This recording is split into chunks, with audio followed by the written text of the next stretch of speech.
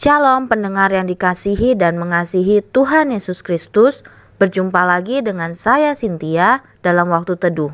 Marilah kita menyiapkan hati kita untuk mendengarkan firman Tuhan. Kiranya hikmat dari Allah Bapa yang memampukan kita untuk mengerti firman dan melakukannya dalam kehidupan sehari-hari kita. Renungan harian hari ini berjudul Melakukan Bagian Kita. Bacaan Alkitab hari ini diambil dari 2 Raja-Raja 20 ayat 1-7. Demikian firman Tuhan.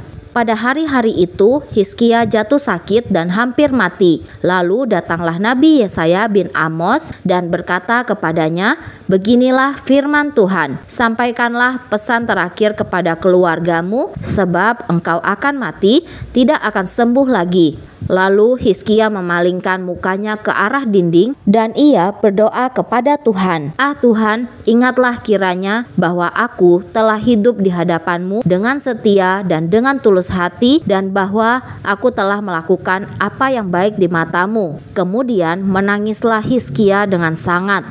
Tetapi Yesaya belum lagi keluar dari pelataran tengah, tiba-tiba datanglah firman Tuhan kepadanya, "Baliklah dan katakanlah kepada Hizkia, raja umatku, beginilah firman Tuhan, Allah Daud bapa leluhurmu. Telah kudengar doamu dan telah kulihat air matamu. Sesungguhnya aku akan menyembuhkan engkau. Pada hari yang ketiga, engkau akan pergi ke rumah Tuhan.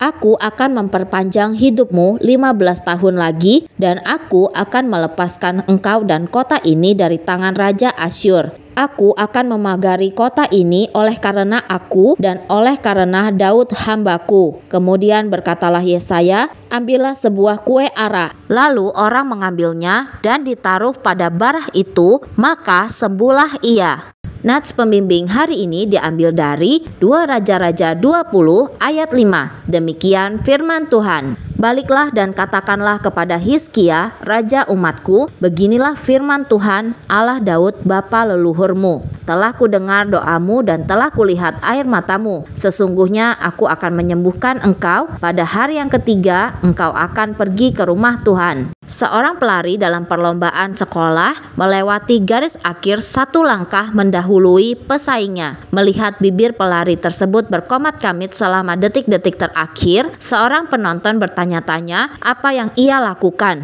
Ia kemudian bertanya kepadanya. "Saya berdoa," jawab pelari tersebut. Sambil menunjuk ke arah kakinya, ia pun berkata, "Saya katakan, angkatlah kaki ini Tuhan, dan aku yang akan menurunkannya." Atlet itu berdoa memohon bantuan Allah, tetapi ia juga melakukan apa yang bisa dilakukan untuk menjawab doanya sendiri. Apabila kita memohon pertolongan kepada Allah, kita harus mau melakukan apapun yang bisa kita lakukan, menggunakan sarana apapun yang Dia berikan. Ketika Hizkia mendengar bahwa ia akan mati, ia kemudian berdoa memohon mukjizat, dan Allah berjanji untuk memperpanjang hidupnya 15 tahun lagi. Kemudian Yesaya memerintahkan untuk menaruh kue ara pada barah. 2 Raja-Raja 20 ayat 5-7. Allah memberikan kesembuhan, tetapi menggunakan usaha manusia dan sarana-sarana alami. Suatu pagi, ada 2 orang anak berjalan menuju sekolah. Tiba-tiba mereka sadar bahwa apabila mereka tidak bergegas, maka mereka akan terlambat. Salah satu dari mereka mengajak berhenti sejenak dan berdoa supaya mereka tidak terlambat masuk sekolah. "Tidak," jawab yang lain, "ayo kita berdoa sambil lari secepat mungkin." Apabila kita memohon kepada Allah agar Dia mengerjakan sesuatu bagi kita, maka kita pun harus siap untuk melakukan bagian kita. Berdoalah seakan-akan segalanya tergantung pada Allah. Bekerjalah seakan-akan segalanya tergantung pada Anda.